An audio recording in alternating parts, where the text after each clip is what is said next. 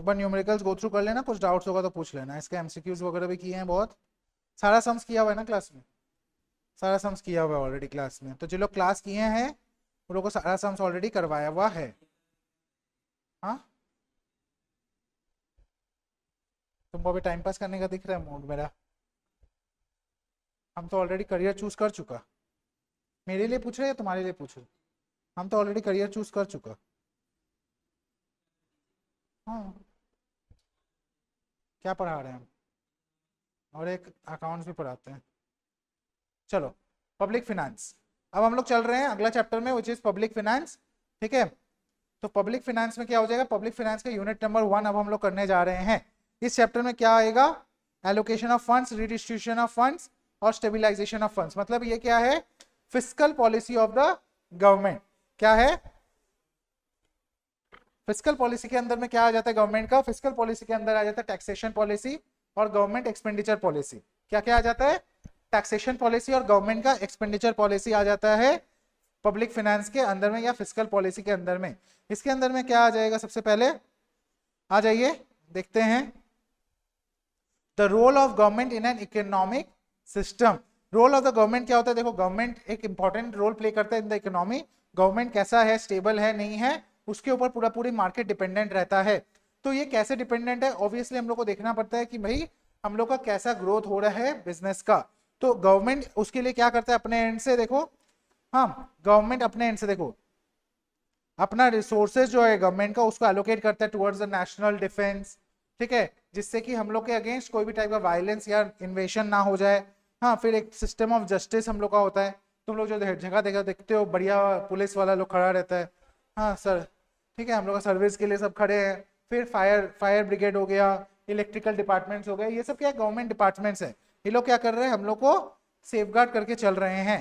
फिर हम लोग को क्या करना है कि public work such as road, railway, bridge, ये सब को मेंटेन करता है गवर्नमेंट, सो दैट पब्लिक का इंफ्रास्ट्रक्चर अच्छा से मेंटेन रहे और इकोनॉमी ग्रो करता रहे। ठीक है, इस वजह से गवर्नमेंट को क्या करना पड़ता है ना, रिसोर्स को सही तरीका से एलोकेट करना पड़ता है, इनकम को रिडिस्ट्रीब्यूशन करना होता है। देखो इनकम को रिडिस्ट्रीब्यूशन मतलब ये नहीं कि अमीर से पैसा लेके गरीब को दे दो। हाँ, ऐसा काम भी नहीं होना चाहिए जैसा बोला जा रहा है अभी।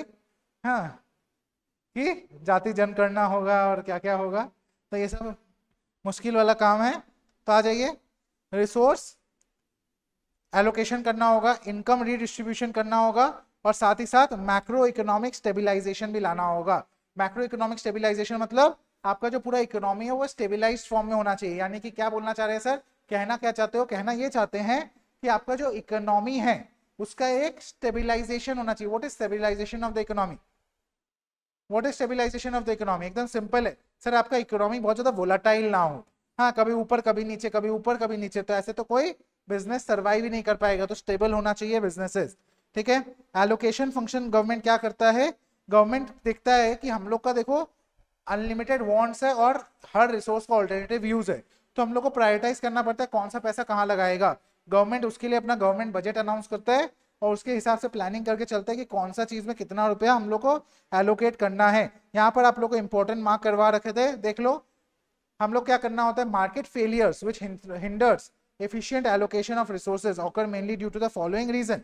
क्या क्या रीजन है जिसकी वजह से मार्केट फेलियर होता है, आ जाओ देख लेते हैं। पहला, imperfect competition and presence of monopoly power in different degrees leading to under production and higher prices। देखो सिंपल है, ऐसा बहुत सारे इंडस्ट्री है जहां पर नंबर ऑफ बिजनेसेस बहुत कम है और जो है वो एकदम लार्ज स्केल पे है, तो उसके पास 70-80%, 90% मार्केट शेयर है। इन दैट केस क्या हो जाता है कि वो आपका जो क्वालिटी ऑफ बिजनेस है उसको रिड्यूस कर देता है। क्यों? क्योंकि वो अपने हिसाब से कंट्रोल करता है और उसकी वजह से मार्केट फेलियर होकर चलता है।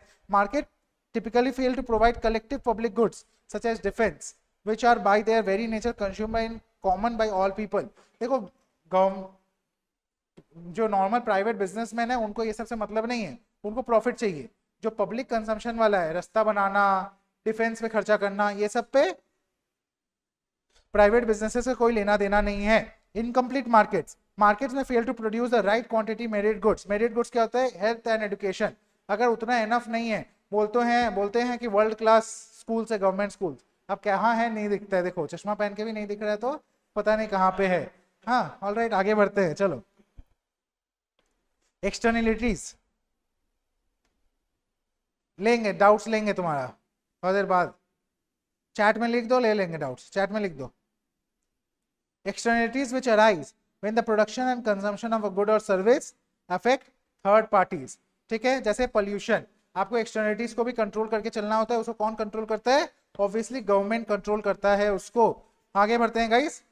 Inequalities in the distribution of income and wealth. Inequality in distribution of income and wealth मतलब rich is becoming richer and poor is becoming poorer. इसका मतलब क्या हो गया कि गरीब गरीब बनता जा रहा है, अमीर अमीर बनता जा रहा है, और वो इनकम का जो गैप है वो बढ़ता जा रहा है। आगे बढ़ते हैं गाइस। एलोकेटिव फंक्शंस हम लोग को जो बजटिंग में देखना होता है वो देखना होता है क्या, किससे टैक्स लेंगे, क्या क्या चीज में गवर्नमेंट अपना रेवेन्यू जो है उसको स्पेंड करेगा, कौन से डिपार्टमेंट में स्पेंड करेगा, और साथ में हमको कितना टोटल रिसोर्सेस किस वेरियस यूजर्स में डिवाइड करना है। हमको ये भी देखना है कि merit goods, social goods, public goods, उसमें कैसे पैसा डिवाइड किया जाए। गवर्नमेंट को ये सारा प्लान करके ही अपना गवर्नमेंट का एनुअल बजट बनाना पड़ता है। क्या ये क्लियर है? कोई डाउट है क्या? Yes Trisha, you can write in the chat. I don't have the audio option right now. हम सुन तो नहीं सकेंगे आपको, आप चैट में लिखिए।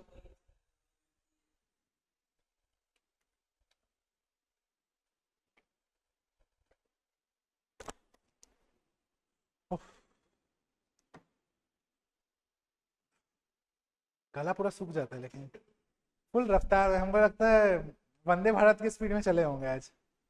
हाँ, दुरंतो नहीं तो वंदे भारत। 1.5 चैप्टर पढ़े हैं अभी तो। ठीक है,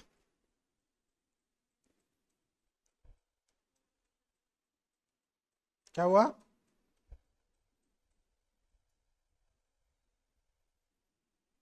बोलो उनको।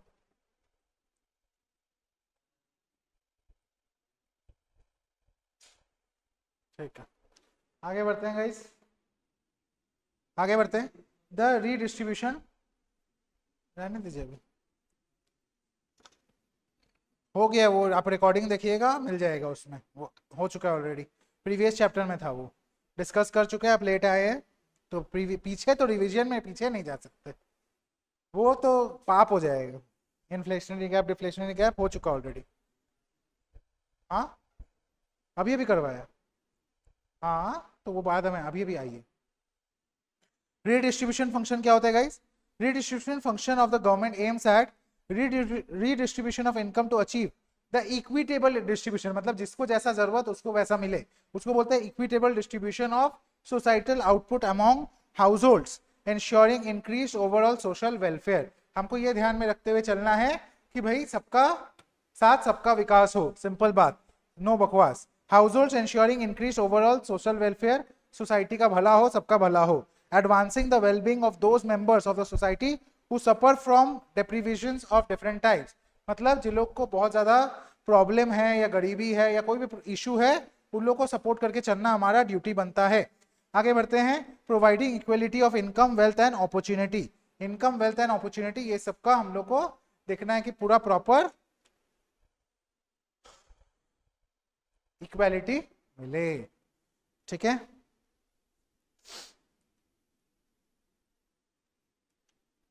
देखो गवर्नमेंट क्या करता है, प्रोग्रेसिव टैक्स लेता है। प्रोग्रेसिव टैक्स किससे लेता है? प्रोग्रेसिव टैक्स का मतलब क्या हुआ? हायर इनकम हायर टैक्स, तो ज्यादा टैक्स ऊपर से लेता है और फिर गरीब लोगों को सब्सिडीज वगैरह देता है, टैक्स नहीं देता है, हाँ ग्रांट्स देता है, टैक्स देता है। ठीक है, उन लोग को सस्ता में सामान वगैरह देता है जिससे कि उन लोग अपना जीवन व्यापन कर सके। ठीक है, फिर गवर्नमेंट क्या करता है? गवर्नमेंट रेगुलेट करता है प्रोडक्ट्स का मैन्युफैक्चरिंग को, कि जिससे कि हेल्थ हैजर्ड्स ना फैले। ठीक है, अभी एक तो कैंपेन चल रखा है ना, लेबल पढ़ेगा इंडिया, फूड फार्मर नहीं है, वीडियो जो बनाया था, जो जो सारा कंटेंट्स निकालता है वीडियोस, मतलब हाँ रैपर का वो निकालता है सारा, लेबल पढ़ेगा इंडिया में। क्या है, एक तो कैंपेन चल रहा है जिसमें वो प्रोटेस्ट कर रहे हैं कि लोगों को लेबल पढ़ना चाहिए, जिससे पता चले कि भाई हम लोग कितना गंदगी कंज्यूम कर रहे हैं।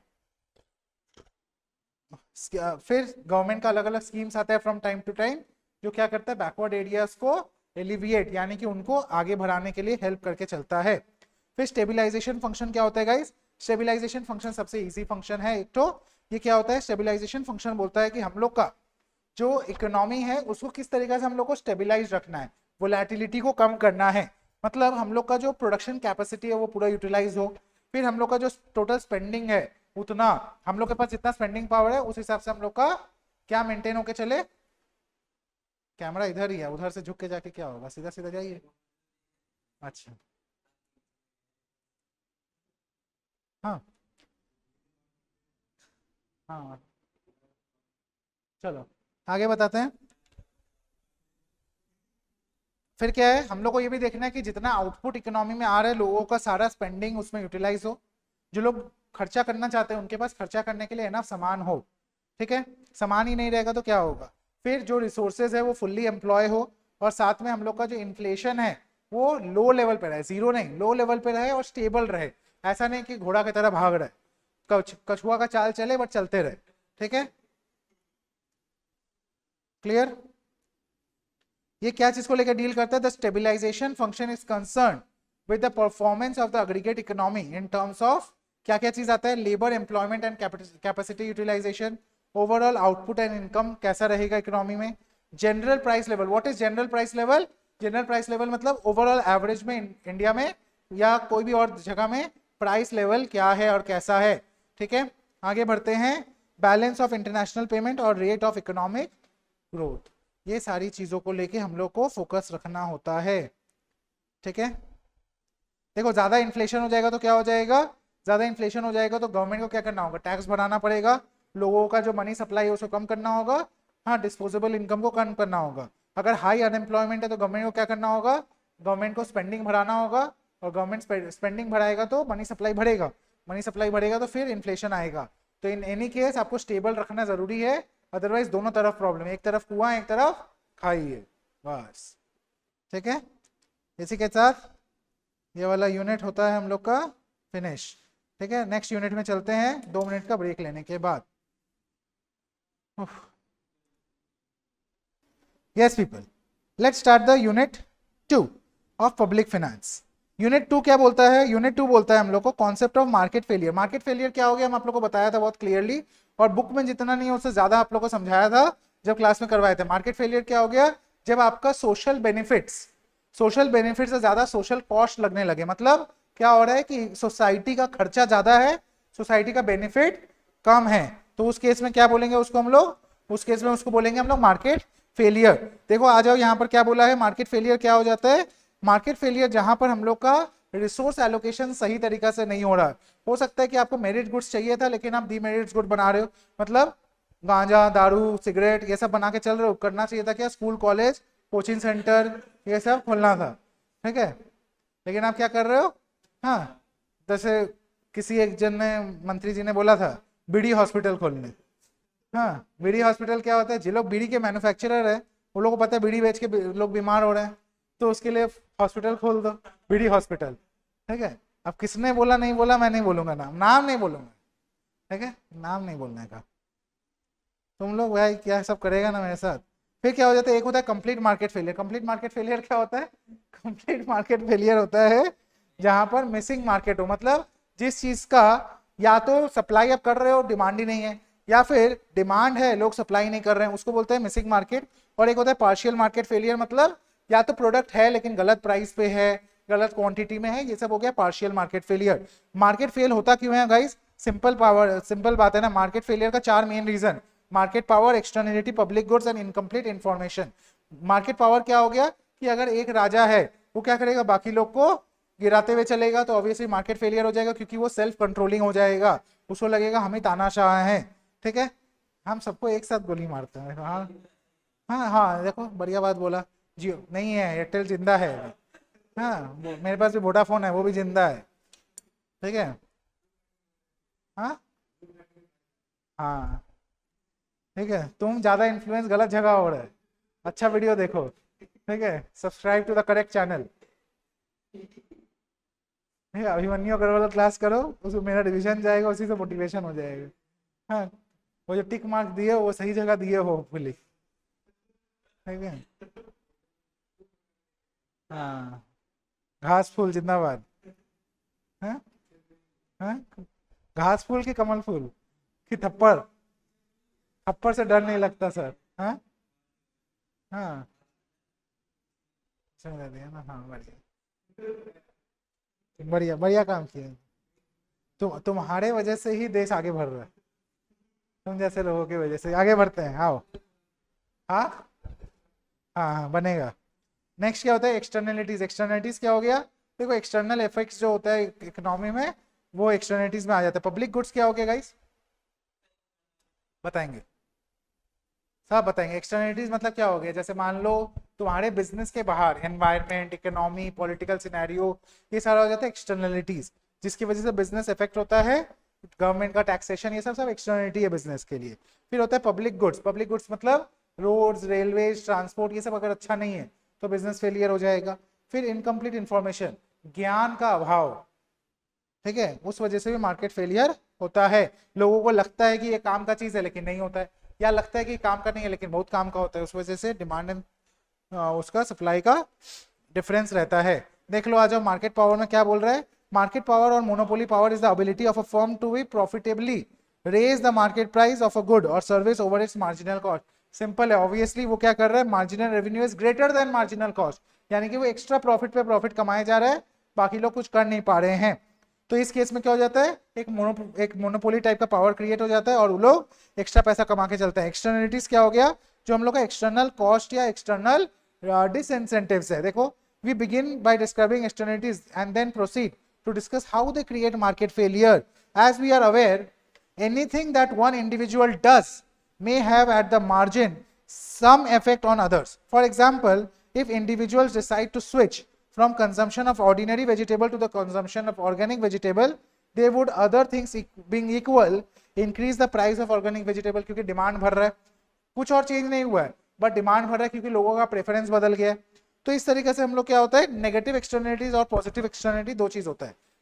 नेगेटिव एक्सटर्नलिटी को हम लोग बोलते हैं एक्सटर्नल कॉस्ट, और नेगेटिव पॉजिटिव एक्सटर्नलिटी को बोलते हैं एक्सटर्नल बेनिफिट। ठीक है, तो private benefit plus external benefit मिला के बनता है प्राइवेट सोशल कॉस्ट या प्राइवेट सोशल बेनिफिट। ठीक है, या मार्जिनल सोशल बेनिफिट। करवाए थे ना तुम लोग को, क्या क्या करवाए थे? देखो, MSB, MSC, फिर MPB और MPC। MPB क्या था? Marginal private benefit. इसमें ऐड कर दो क्या? एक्सटर्नल बेनिफिट, तो आ जाएगा marginal social benefit. Marginal private cost plus external cost is equal to marginal social cost. ठीक है, social cost is equal to social benefit अगर होगा तो ही इकोनॉमी एक ऑप्टिमम पॉइंट पे रहता है, जहां सोशल कॉस्ट और सोशल बेनिफिट इक्वल हो। लेकिन ऐसा होता नहीं है, ये गैप रह जाता है सोशल बेनिफिट और सोशल कॉस्ट में, इस वजह से मार्केट फेलियर होता है। ठीक है, आगे बढ़ते हैं। हाँ हाँ, बेसिकली यही गैप क्रिएट करता है।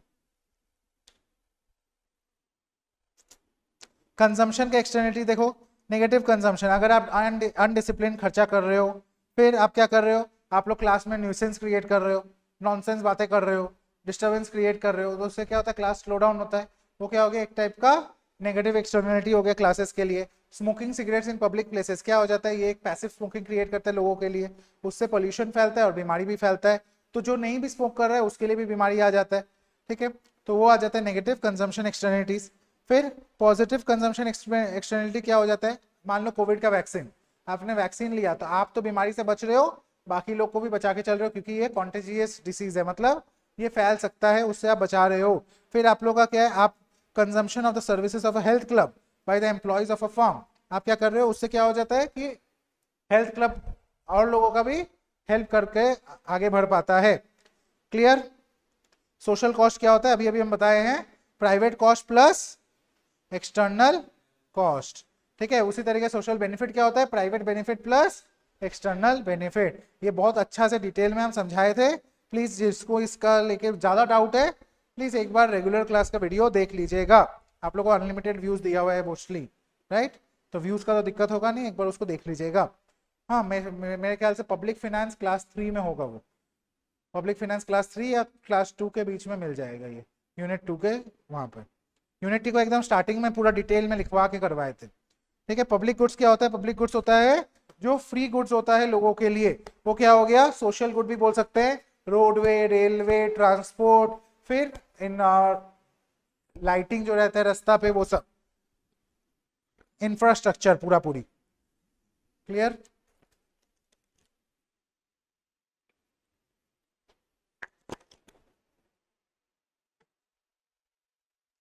Is it clear guys? Public goods जो होता है वो इनडिविजिबल होता है। इनडिविजिबल मतलब आप उसको डिवाइड कर करके यूज नहीं कर सकते, जो है सबके लिए सेम है। फिर वो नॉन एक्सक्लूडेबल होता है। नॉन एक्सक्लूडेबल मतलब क्या हो गया? किसी को छोड़ के किसी एक का नहीं होगा। रास्ता किसी का जागीर नहीं है, ठीक है, सबका है। ठीक है, समझ गए? क्लियर है ना? It is mostly free and सबके लिए होता है ये। अगर आपको रोड पे चल रहे हो उसके लिए पैसा देना पड़े रोज, तो फिर तो मुश्किल हो जाएगा। टोल टैक्स लग रहा है चलने के लिए, मुश्किल हो जाएगा। इनकम्प्लीट इन्फॉर्मेशन क्या होता है? इनकम्प्लीट इन्फॉर्मेशन होता है कि भाई जब हम लोग के पास गुड्स का प्रॉपर इन्फॉर्मेशन ना हो, वो हम लोग मिस इन्फॉर्म वे में उसका परचेजिंग कर रहे हो। जब हम लोग को लगे कोई प्रोडक्ट के लिए कि ये ज्यादा इंपॉर्टेंट है बट वो ना हो, या फिर ऐसा लगे कि ये इंपॉर्टेंट नहीं है बट वो इंपॉर्टेंट हो। ठीक है। असिमेट्रिक इन्फॉर्मेशन क्या होता है? असिमेट्रिक इन्फॉर्मेशन मतलब it occurs when there is an imbalance in information, यानी कि बायर और सेलर का जो इन्फॉर्मेशन है वो इक्वल लेवल पे नहीं है। असिमेट्रिक मतलब बायर के पास या तो ज्यादा इन्फॉर्मेशन, सेलर के पास कम, या फिर बायर के पास कम इन्फॉर्मेशन, सेलर के पास ज्यादा। शेयर मार्केट में ऐसा पहले बहुत होता था, इनसाइडर इन्फॉर्मेशन बोलते हैं। मान लो तुम खरीदे जा रहे हो कोई शेयर, लोग बेच रहे हैं, लोगों को दिख रहा है कि इसका उतना अच्छा शेयर नहीं है, बेच दो, लेकिन तुम खरीद रहे हो क्योंकि तुम्हारे पास कोई इनसाइडर इन्फॉर्मेशन है। तो ये क्या हो गया? Asymmetric information. ठीक है। हर्षद मेहता स्कैम। ठीक है। एडवर्स सिलेक्शन, एडवर्स सिलेक्शन हम ऑलरेडी बता चुके हैं, जहां पर आप नेगोशिएट करते हो और आपके लिए वो नुकसानदायक होता है। आपको लगता है कि आप अच्छा डील ले रहे हो बट वो एक्चुअल में आप बेवकूफ बन चुके होते हो। ठीक है। मॉरल हैजर्ड क्या होता है? मॉरल हैजर्ड होता है कि जब आपका ऐसा कोई प्रोडक्ट हो, ऐसा कोई केस हो जहां पर आपका वो प्रोडक्ट लेस इंफॉर्मेशन के साथ साथ लेकिन वो बहुत ज्यादा हैजर्डस है। ठीक है। वो मतलब मान लो अब सिगरेट के डब्बा में लिखा हुआ नहीं है इट कॉजेस कैंसर, तो वो क्या हो गया? एक टाइप का मॉरल हैजर्ड है। वो बीमारी कर रहा है, तुम्हारे पॉकेट में है, दिखाओ, तुम्हारे पॉकेट में आ जाएगा फिर। अच्छा, तुम इसीलिए नहीं पीता है कि उसमें लिखा हुआ है, या पीता है लेकिन डब्बा नहीं कैरी करता है क्योंकि कोई देख लेगा? फिर हम तो बहुत पिए हैं। कौन सा बोला था? मीठा टॉफी वाला आता था ना, देख रहे? देखছেন तो? हाँ,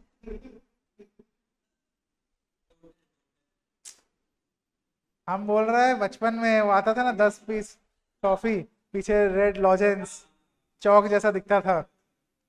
हाँ हाँ, इसे तुम इंटीमेंट बोला क्या?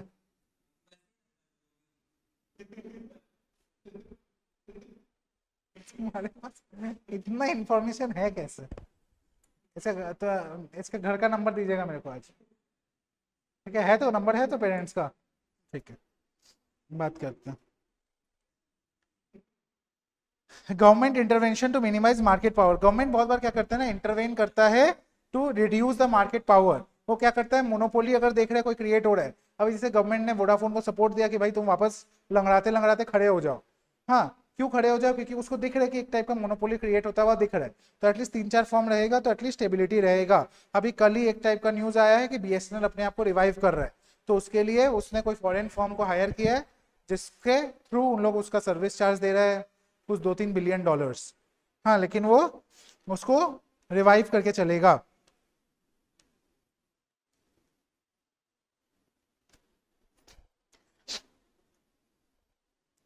ओके,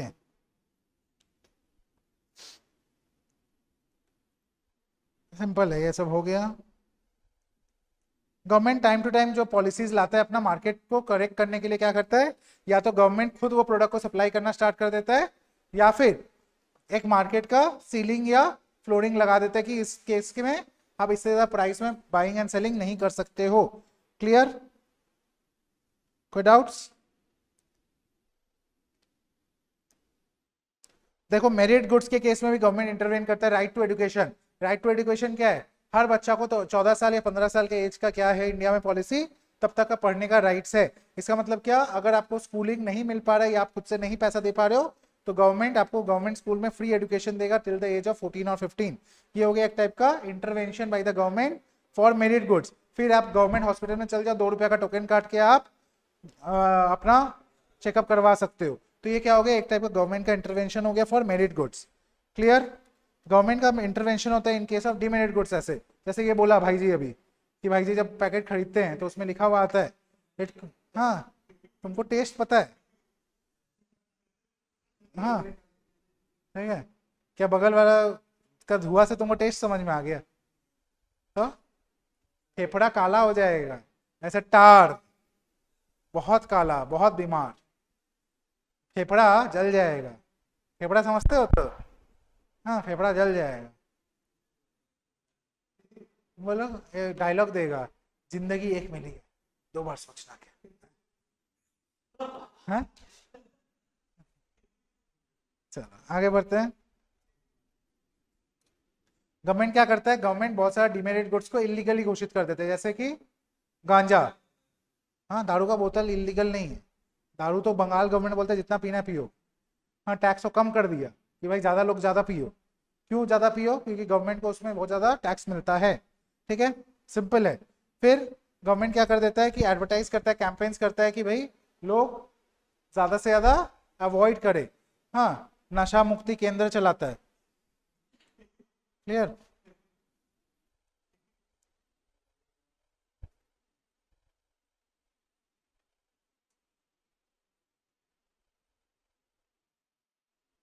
ऑल राइट,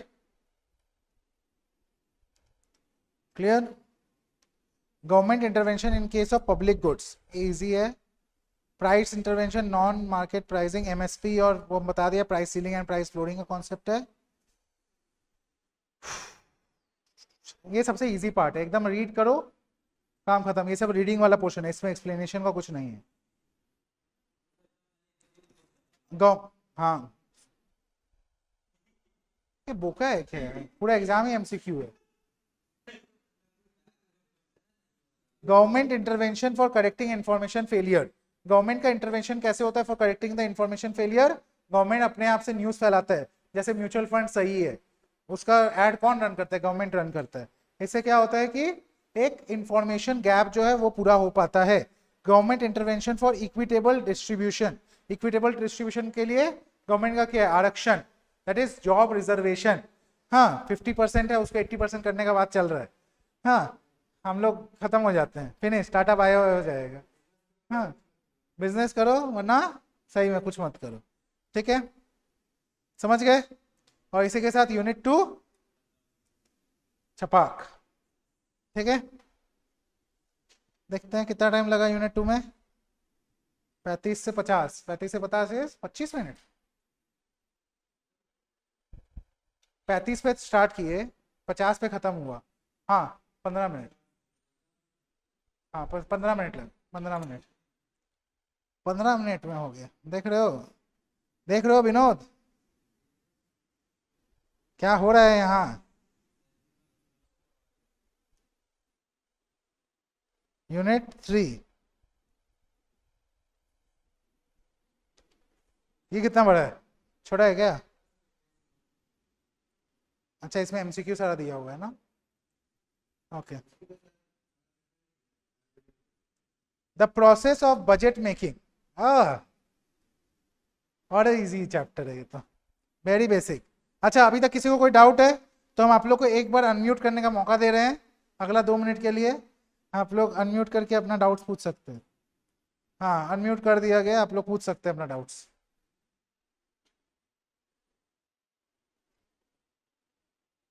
किसी को कोई डाउट्स है यहाँ तक, कृतानु, त्रिषा, ऑनलाइन वालों आप लोग को बोल रहे हैं, हाँ अब विशाल,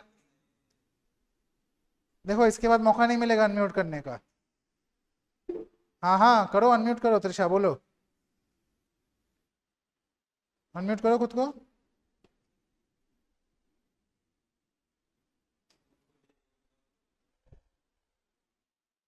अरे अनम्यूट करने बोल रहे तो सोशल कॉस्ट टाइप करके।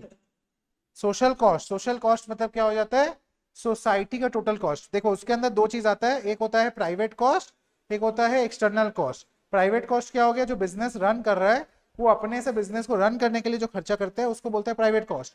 और उसका बिजनेस रन करने से जो सोसाइटी को इम्पैक्ट होता है, मान लो पोल्यूशन हो रहा है, डीमेरिट गुड्स आ रहा है मार्केट में, ये सब की वजह से जो सोसाइटी का खर्चा होता है उसको बोलते हैं एक्सटर्नल कॉस्ट। तो ये दोनों को मिला के, प्राइवेट और एक्सटर्नल को मिला के बनता है सोशल कॉस्ट। ठीक है, चलो अब सबको वापस म्यूट कर दिया जा रहा है। पहले ये आवाज करता था, ठीक हो गया है क्या?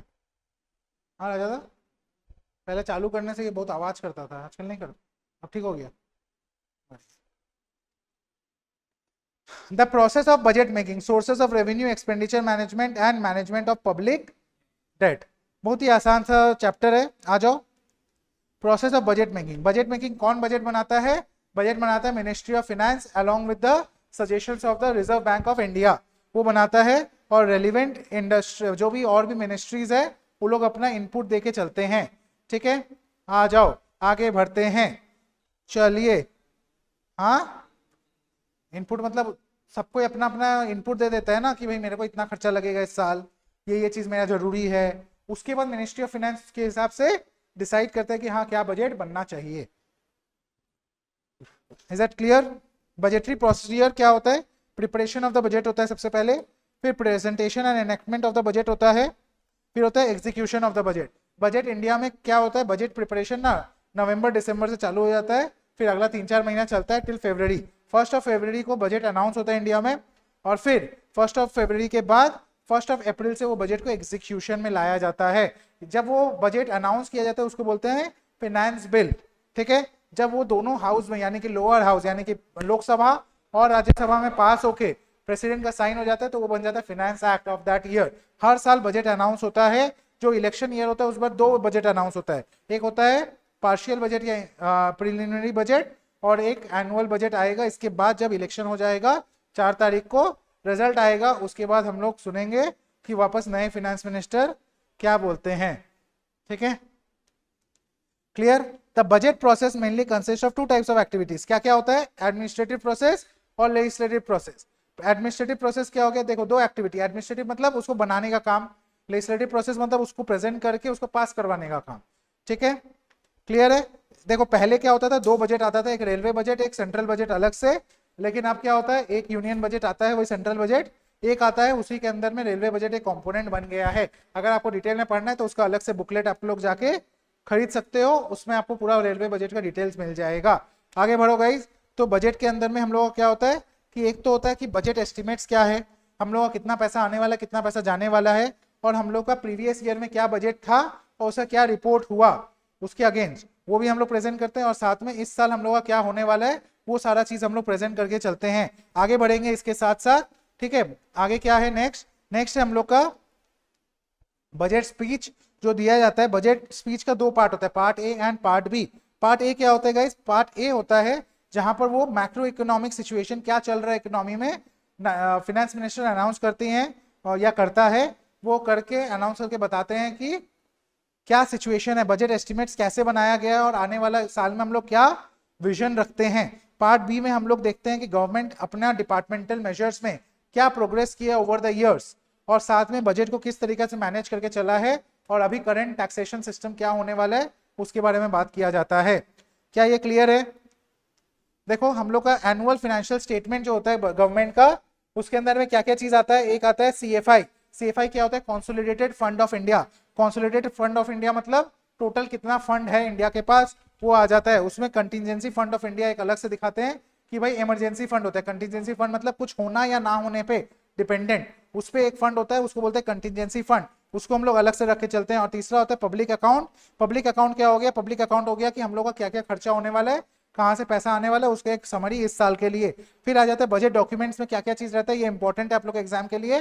कौन सा तुमको 4 दे देगा, उसमें से कौन सा नहीं है चूज करो, तो ये बजट डॉक्यूमेंट के लिए इंपॉर्टेंट होता है। पहला क्या है? AFS, that is annual financial statement, जो अभी अभी हम लोग ऊपर में देखे, उसके अंदर में 3 पार्ट होता है। ठीक है, नेक्स्ट क्या है? Demand for grants, DG. Demand for grants मतलब गवर्नमेंट ने कितना कितना ग्रांट के लिए डिमांड किया है बाहर से, या फिर गवर्नमेंट से कोई दूसरा स्टेट गवर्नमेंट ने या यूनियन टेरिटरी ने कितना का ग्रांट का डिमांड किया है। फिर हम लोग फाइनेंस बिल प्रेजेंट करते हैं जिसमें पूरा बजट प्रेजेंट होता है कमिंग ईयर का, और टैक्सेशन पॉलिसी भी प्रेजेंट होता है। फिर statements mandated under the FRBM act, वो क्या बोलता है, मैक्रो इकोनॉमिक फ्रेमवर्क स्टेटमेंट, मतलब हम लोग का क्या मैक्रो इकोनॉमिक पोजीशन है, पेस्टल एनालिसिस वगैरह करके चलते हैं उसमें। और मीडियम टर्म फिस्कल पॉलिसी कम फिस्कल पॉलिसी स्ट्रेटेजी स्टेटमेंट, कि हम लोग का गवर्नमेंट पॉलिसी क्या होगा, टैक्सेशन क्या होगा, हम लोग का क्या पॉलिसी है, और उसको लेके हम लोग एक स्टेटमेंट पास करते हैं। आगे बढ़ेंगे दोस्तों, आगे क्या बोला है, और सोर्सेस ऑफ रेवेन्यू, रेवेन्यू कहां से आता है गवर्नमेंट का, रेवेन्यू या तो टैक्स रेवेन्यू होता है, नॉन टैक्स रेवेन्यू होता है। टैक्स रेवेन्यू दो टाइप का होता है, एक डायरेक्ट टैक्स, एक इनडायरेक्ट टैक्स। डायरेक्ट टैक्स होता है जैसे कि इनकम टैक्स, वेल्थ टैक्स, फिर तुम्हारा और क्या हो गया, और कॉर्पोरेशन टैक्स जो कंपनीज पे करते हैं, कॉर्पोरेट टैक्स, ये सब हो गया डायरेक्ट टैक्सेस। उसको कौन मैनेज करता है, सीबीडीटी यानी कि central board of direct taxes. और दूसरा होता है इनडायरेक्ट टैक्स, जैसे कि जीएसटी, वैट, फिर कस्टम्स ड्यूटी, ये सब हो गया, एंटरटेनमेंट टैक्स, ये सब हो गया क्या, इनडायरेक्ट टैक्स। इसको कौन मैनेज करता है, CBIC, that is central board of indirect taxes and customs, इसको बोलते हैं सीबीआईसी। ठीक है, क्लियर है। पहले इंडिया में बहुत सारा टाइप का टैक्सेस था, उसके बाद one nation one tax policy आया 2017 में। 2017 में one nation one tax policy आके 1 जुलाई 2017 से इंप्लीमेंट किया गया goods and service tax, GST.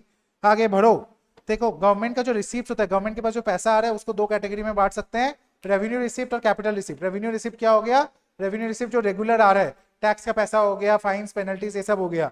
और कैपिटल रिसिप्ट क्या होता है, गवर्नमेंट अपना कंपनी बेच दिया, जैसे एयर इंडिया को बेच दिया, फिर एलआईसी को पब्लिक कर दिया, तो उसका कुछ पोर्शन शेयर बेचा, तो वो सब जो पैसा आया गवर्नमेंट के पास उसको बोलते हैं कैपिटल रिसीट्स। ठीक है, ब्रॉड सोर्सेज ऑफ रेवेन्यू यहाँ दिया हुआ है, क्या क्या, कॉर्पोरेट टैक्स यानी कि जो कंपनी टैक्स भरता है, टैक्स ऑन इनकम यानी कि जो हम लोग इनकम टैक्स भरते हैं, वेल्थ टैक्स जैसे कि हम लोग के पास जो पैसा जमा किया हुआ है उस पर टैक्स, अभी इंडिया में वेल्थ टैक्स नहीं है, पहले हुआ करता था। ठीक है, कस्टम ड्यूटी, कस्टम ड्यूटी क्या हो गया, जो इंपोर्ट एंड एक्सपोर्ट पे टैक्स लगता है। Union excise duty, union excise duty क्या हो जाता है, जब आप कोई चीज को इन हाउस प्रोड्यूस करते हो, पहले लगता था, आजकल इतना नहीं है। Excise duty is also part of indirect tax कर दिया गया है। तो एक्साइज ड्यूटी क्या होता था, जब आप कोई चीज को यहाँ प्रोड्यूस कर रहे हो जो बहुत सस्ता में हो रहा है, बट इंपोर्ट वाला लोग को कंट्रोल करने के लिए और उन लोग को भी फेयर चांस देने के लिए यहाँ पर एक एक्स्ट्रा टैक्स लगता था, excise duty. Goods and service tax है, टैक्सेस ऑन यूनियन टेरिटरीज है। ठीक है, नॉन टैक्स क्या हो जाता है, इंटरेस्ट हो गया, फाइन्स हो गया, पेनल्टीज हो गया, हाँ ग्रांट्स हो गया, ये सारा चीज का पैसा रिसीव होता है। कैपिटल रिसीट्स में क्या आ जाएगा, नॉन डेट में क्या आ जाता है, रिकवरी ऑफ लोन, या कि नहीं कि तुम पहले किसी को लोन दिए थे वो पैसा रिकवर कर लिए हो, या फिर और टाइप का मिसलेनियस कैपिटल रिसीट हो सकता है, कंपनी बेच देना गवर्नमेंट का। ठीक है, प्राइवेटाइजेशन करना, उसको बोलते हैं non debt other types of receipts. Debt receipt क्या होता है, आप मार्केट से अलग टाइप का लोन ले रहे हो, पब्लिक फाइनेंस कर रहे हो, फिर आप क्या कर रहे हो, दूसरे कंट्री से लोन ले रहे हो, ये सब हो जाएगा आपका debt capital receipts. Public expenditure में क्या आ जाता है, अगेन हम लोग को देखना होता है कि हम लोग कितना खर्चा कर रहे हैं पब्लिक का ग्रोथ के लिए। डेवलपमेंटल एक्सपेंडिचर और नॉन डेवलपमेंटल क्या है, डेवलपमेंटल मतलब क्या हो गया, स्कूल बनाना, कॉलेज बनाना, रोड्स बनाना। नॉन डेवलपमेंटल क्या हो गया, गोला बारूद बनाना। ठीक है, सिंपल है।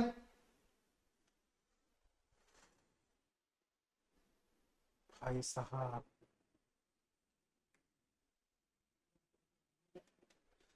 हाँ क्या ऑनलाइन वालों समझ में आ रहा है कि नहीं, रफ्तार ठीक है, और थम्स अप कर दो भाई, मेरे को भी थोड़ा मोटिवेशन मिले। हाँ, बुलेट ट्रेन तो ठीक है। देखो गवर्नमेंट का एक्सपेंडिचर बोल रहा है can be classified into 6 broad categories as below. Number A, centres expenditure, centre का क्या एक्सपेंडिचर होता है, establishment expenditure of the centre, central sector schemes, फिर other central expenditure including those of the CPSEs and autonomous bodies. फिर आ जाएगा centrally sponsored schemes and other transfers. The transfers include again centrally sponsored scheme, जैसे हर घर, ये क्या उज्ज्वला योजना, ठीक है, हर घर बिजली योजना एक तो है, फिर क्या है, हाँ हर घर जल, ये सब योजना के पीछे जो खर्चा होता है ये सब सेंट्रली स्पॉन्सर्ड स्कीम्स है। Finance commission transfer, other transfers to the state. Public debt management, public debt management क्या होता है, हम लोग को देखना होता है कि हम लोग कितना डेट ले रखे हैं, उसमें हम लोग कितना रीपे कर पाएंगे। कोशिश करना चाहिए कि हम लोग डेट को जैसे जैसे कम कर सकें। याद रखना कि डेट लेना खराब नहीं होता, डेट नहीं पे करना आपके लिए प्रॉब्लम होता है। ठीक है, इंडिया के लिए अगर ये देखा जाए कि हम लोग क्या करते हैं, डेफिसिट्स पढ़ाए थे हम तुम लोग को, यहाँ पर ये क्या आगे आ जाओ। हाँ देखो, बजट कॉन्सेप्ट में आ जाओ, टाइप्स ऑफ बजट क्या क्या है। पहला होता है बैलेंस बजट। बैलेंस बजट मतलब जितना कमाई उतना खर्चा, उसको बोलते हैं बैलेंस बजट। कोई भी टाइप का इकोनॉमी जब अपना बजट अनाउंस करते हैं वो हमेशा बैलेंस बजट अनाउंस करता है। उसके लिए क्या करेगा, अगर मेरा रेवेन्यू में डेफिसिट है तो वो कैपिटल से बैलेंस कर देगा कि कुछ ना कुछ बेच के पैसा उठा लेंगे, क्योंकि खर्चा कहाँ से करोगे, पैसा ही नहीं है तो खर्चा करने के लिए कुछ ना कुछ बेचना पड़ेगा। फिर अनबैलेंस बजट दो टाइप का हो सकता है, सरप्लस या डेफिसिट। सरप्लस क्या हो गया, अच्छा, डेफिसिट हो गया बुरा। अच्छा के बारे में कोई बात नहीं करता, एक गलती करके देखो सब कोई बात करेगा। तो ये क्या हो गया, सरप्लस बजट को दिमाग मत लगाओ। सरप्लस मतलब रेवेन्यू ज्यादा एक्सपेंडिचर कम, don't worry about it. But deficit budget क्या हो जाता है, डेफिसिट हो जाता है in case wherein there is a expenditure is more and the receipts are less, तो उसको बोलते हैं बजट डेफिसिट। बजट डेफिसिट को पूरा करने के लिए हम लोग लोन लेते हैं और या फिर नया नोट्स प्रिंट करते हैं, बहुत सारा चीज किया जाता है। कैपिटल रिसीट्स हम ऑलरेडी समझा चुका है, रेवेन्यू रिसीट समझा दिया, रेवेन्यू एक्सपेंडिचर समझा दिया, कैपिटल एक्सपेंडिचर समझा दिया। बजटरी डेफिसिट क्या हो गया, बता चुके हैं क्या होता है। Budgetary deficit is overall deficit, total revenue minus total expenditure. अगर वो नेगेटिव है यानी कि टोटल एक्सपेंडिचर अगर ज्यादा है तो हो जाएगा total budgetary deficit. Revenue deficit क्या हो जाता है guys, revenue deficit is revenue expenditure minus revenue receipts. ठीक है, फिस्कल डेफिसिट क्या हो जाता है, अगर फिस्कल डेफिसिट हो जाता है टोटल एक्सपेंडिचर में से हम लोग अगर टोटल रिसीट्स हटा दें एक्सक्लूडिंग बोरोइंग, मतलब तुम अगर उधार नहीं लेते तो कितना का डेफिसिट रहता है, उसको बोलते हैं फाइनेंस फिस्कल डेफिसिट। और फाइनली होता है प्राइमरी डेफिसिट। प्राइमरी डेफिसिट क्या होता है, अगर मेरा फिस्कल डेफिसिट से हम इंटरेस्ट का कंपोनेंट हटा दें तो भी क्या मेरे पास डेफिसिट है, या सिर्फ इंटरेस्ट की वजह से कितना का डेफिसिट रह जा रहा है, उसको बोलते हैं हम लोग प्राइमरी डेफिसिट। डन। आ जाते हैं फोर्थ यूनिट पे।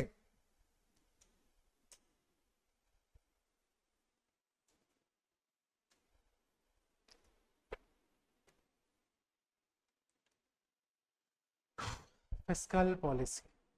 चलिए 1 मिनट का ब्रेक लीजिए, फिर करेंगे। पानी वानी पीजिए, वॉशरूम जाके आइए, take 2 minutes break. Alright guys, तो हम लोग स्टार्ट करने चले fiscal policy which is the last unit under public finance. इसके अंदर में क्या होता है, फिस्कल पॉलिसी एकदम सिंपल है। देखो, दो टाइप का पॉलिसी होता है गवर्नमेंट का, एक होता है मॉनेटरी पॉलिसी, एक होता है फिस्कल पॉलिसी। मॉनेटरी पॉलिसी में क्या होता है, मनी सप्लाई, फिर हम लोग का आ जाता है कि गवर्नमेंट कैसे करके इंटरेस्ट रेट रखेगा, ये सब। फिस्कल पॉलिसी के अंदर में क्या आ जाता है, फिस्कल पॉलिसी के अंदर आता है गवर्नमेंट का टैक्सेशन, गवर्नमेंट का एक्सपेंडिचर, गवर्नमेंट का बजट, ये सारा चीज आ जाता है गवर्नमेंट का किसके अंदर में, फिस्कल पॉलिसी के अंडर में। आ जाइए देख लेते हैं फिस्कल पॉलिसी का objectives of the fiscal policy क्या है। देखो, सबसे पहला ऑब्जेक्टिव है achievement of and maintenance of the full employment, कि लोगों को सही तरीके से सही नौकरी मिले, प्राइस स्टेबिलिटी मेंटेन रहे, जो बहुत ज्यादा इक्विटेबल डिस्ट्रीब्यूशन ऑफ इनकम हो। फिर हम लोग का क्या हो जाता है, इकोनॉमिक डेवलपमेंट जो है उसका रेट सही से बैलेंस रहे। फिर हम लोग को ये भी देख के चलना होता है, for instance while stability and equality में be the priorities of developed nations, economic growth, employment and equity में get higher priority in developing countries. ठीक है, क्लियर। जीडीपी क्या हो जाता है, C plus I plus G plus X minus M, that is net exports. ठीक है, सी क्या हो गया, सी हो गया कंजम्पशन, आई हो गया इन्वेस्टमेंट, जी हो गया गवर्नमेंट एक्सपेंडिचर, और एक्स माइनस एम हो गया नेट एक्सपोर्ट्स। ठीक है, टाइप्स ऑफ फिस्कल पॉलिसी क्या है, एक्सपेंशनरी फिस्कल पॉलिसी होता है क्या, गवर्नमेंट खर्चा बढ़ाता है अपना और साथ में ग्रोथ बढ़ाता है। गवर्नमेंट खर्चा बढ़ाने के लिए क्या क्या कर सकता है, अपना गवर्नमेंट एक्सपेंडिचर बढ़ाए। सिंपल लॉजिक रखो, एक्सपेंशनरी में क्या होगा, गवर्नमेंट ग्रोथ देना चाह रहा है इकोनॉमी में, तो ग्रोथ देने के लिए दो चीज, टैक्स कम करो या गवर्नमेंट एक्सपेंडिचर को इंक्रीज करो, हो गया। कॉन्ट्रैक्शनरी फिस्कल पॉलिसी, इसके अंदर में क्या होता है, उल्टा, गवर्नमेंट को पब्लिक का जो हाथ में पैसा है उसको कम करना है, तो उसके लिए टैक्स बढ़ा दो और गवर्नमेंट एक्सपेंडिचर को कम कर दो। क्लियर, या फिर दोनों का कॉम्बिनेशन। क्लियर है। इंस्ट्रूमेंट्स ऑफ फिस्कल पॉलिसी क्या क्या हो जाता है, सबसे पहला होता है government expenditure as an instrument of fiscal policy. Simple है, अगर गवर्नमेंट को क्या करना है, इन्फ्लेशन को कम करना है, तो गवर्नमेंट एक्सपेंडिचर कम करना होगा, जिसकी वजह से क्या होगा कि प्राइस में स्टेबिलिटी आएगा। दूसरा क्या है, अगर गवर्नमेंट को इन्फ्लेशन को बढ़ाना है, यानी कि गवर्नमेंट को एक्सपेंशनरी पॉलिसी लाना है, तो गवर्नमेंट को एक्सपेंडिचर बढ़ाना पड़ेगा, जिसकी वजह से लोगों के पास ज्यादा पैसा पहुंचे और वो लोग ग्रो कर पाए। ठीक है, taxes as an instrument of fiscal policy, इसका समरी सबका दिया हुआ है साइड में कि अगर गवर्नमेंट को एग्रीगेट डिमांड बढ़ाना है तो क्या करना होगा, टैक्स को कम करना होगा, तभी एक्सपेंशनरी पॉलिसी आएगा। और अगर कॉन्ट्रैक्शनरी पॉलिसी लाना है तो क्या करना होगा, गवर्नमेंट को एग्रीगेट डिमांड को अगर कम करना है तो टैक्स को बढ़ा दो, लोगों के पास डिस्पोजेबल इनकम कम हो जाएगा, खर्चा कम करेंगे तो ऑब्वियसली ग्रोथ भी कम हो जाएगा।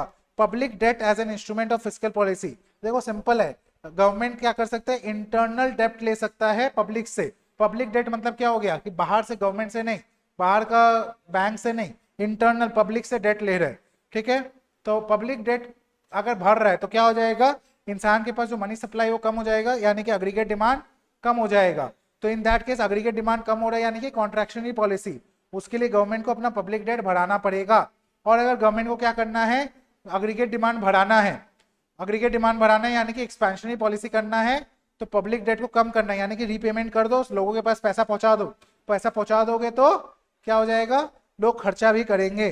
क्लियर है। Budget as an instrument of fiscal policy, government अगर बजट सरप्लस लाता है तो ऑब्वियसली एग्रीगेट डिमांड कम रहेगा, सरप्लस यानी कि गवर्नमेंट खर्चा कम, रेवेन्यू ज्यादा, तो गवर्नमेंट सेविंग करके चल रहा है यानी कि एग्रीगेट डिमांड कम होगा इकोनॉमी में। और अगर बजट डेफिसिट रहेगा यानी कि गवर्नमेंट खर्चा ज्यादा कर रहा है, यानी कि expenditure is more than the revenue. Clear हो गया। Fiscal policy for the long run economic growth, देखो लॉन्ग रन इकोनॉमिक ग्रोथ के लिए हम लोग को ये देखना होता है कि हम लोग का एग्रीगेट सप्लाई जो है वो एक स्टेबल वे में थोड़ा थोड़ा करके बढ़ता रहे, यानी कि हम लोग को एक्सपेंशनरी पॉलिसी की तरफ ही मूव करना चाहिए, जिसके लिए हम लोग को क्या करना होगा, इंटरेस्ट रेट को कम करो, टैक्स को कम करो, और साथ में थोड़ा गवर्नमेंट एक्सपेंडिचर को बढ़ाओ, जिससे कि क्या होगा, थोड़ा सा ग्रोथ आएगा इकोनॉमी में। और साथ में education, health care, nutrition, research, ये सब के ऊपर भी खर्चा करके चलो तो लॉन्ग रन में ग्रोथ आएगा। Fiscal policy for reduction in inequality of income and wealth, इससे क्या होगा, प्रोग्रेसिव टैक्स ले आओ। प्रोग्रेसिव टैक्स मतलब क्या हुआ, हायर इनकम वाले को हायर टैक्स, लोअर इनकम को लोअर टैक्स। इससे क्या होगा, जो वेल्थ का रीडिस्ट्रीब्यूशन है वो अपने आप हो जाएगा। देखो यहाँ पर दिया हुआ है, फिर प्रोग्रेसिव टैक्स लगा दो। Indirect taxes can be differential, मतलब क्या होगा, लग्जरी वगैरह पे हैवी टैक्स लगाओ, नेसेसिटी में कम टैक्स लगाओ, क्योंकि जो गरीब आदमी है वो लग्जरी नहीं नेसेसिटी खरीदता है। वहां है तुम्हारा पेंसिल, फर्स्ट बेंच के नीचे, ठीक है।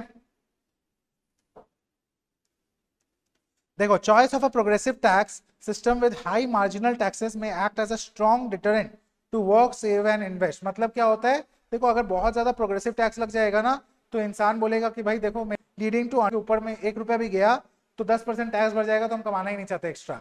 तो उससे क्या हो जाता है ना, वर्क, सेव एंड इन्वेस्ट का मोटिवेशन कम हो जाता है। तो प्रोग्रेसिव टैक्स को भी सोच समझ के करना होता है, बहुत ज्यादा एक्सेसिव नहीं कर सकते। लिमिटेशन क्या होता है, limitation of the fiscal policy, obviously recognition lack हो जाता है। सबसे बड़ा प्रॉब्लम है कि ये इतना इजीली आप सबको पहुंचा नहीं सकते न्यूज को, ठीक है। तो उसमें टाइम लैग हो जाता है, डिसीजन लैग हो जाता है, क्योंकि गवर्नमेंट क्या है, एक टाइप का ब्यूरोक्रेसी में चलता है, तो टाइम लगता है कोई भी डिसीजन में, तो डिसीजन लैग हो जाता है। और इम्पैक्ट लैग मतलब पॉलिसी जब चेंज किया तो इमीडिएट इम्पैक्ट तो मिलता नहीं, टाइम लगता है, तो इम्पैक्ट लैग हो जाता है।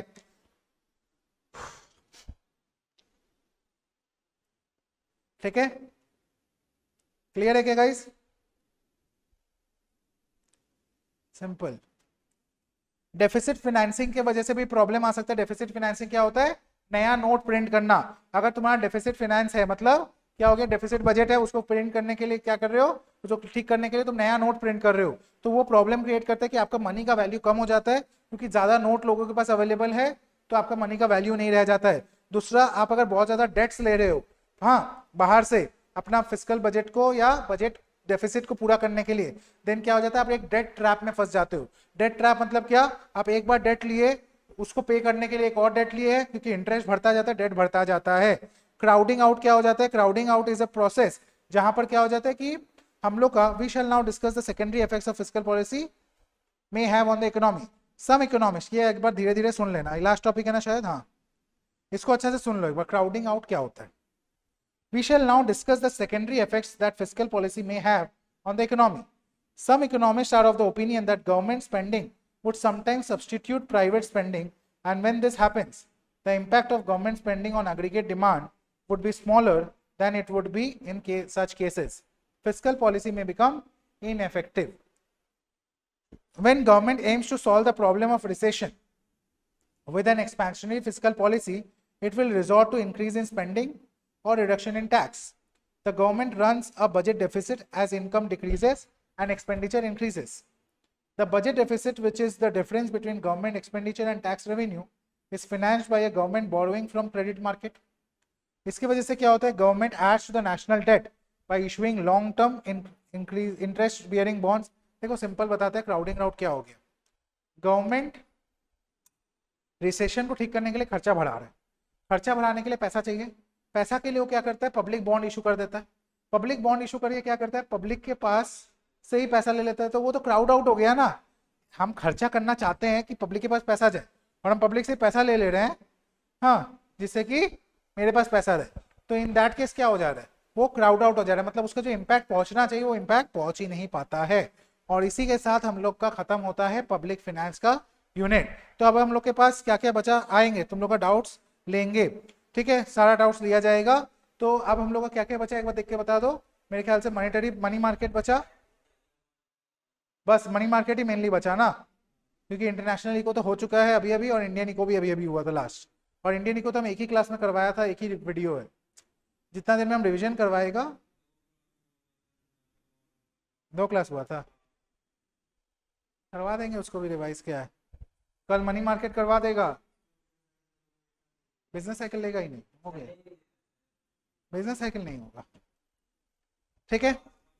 सो गाइस रिकॉर्डिंग को यहाँ तक ही रखेंगे हम लोग।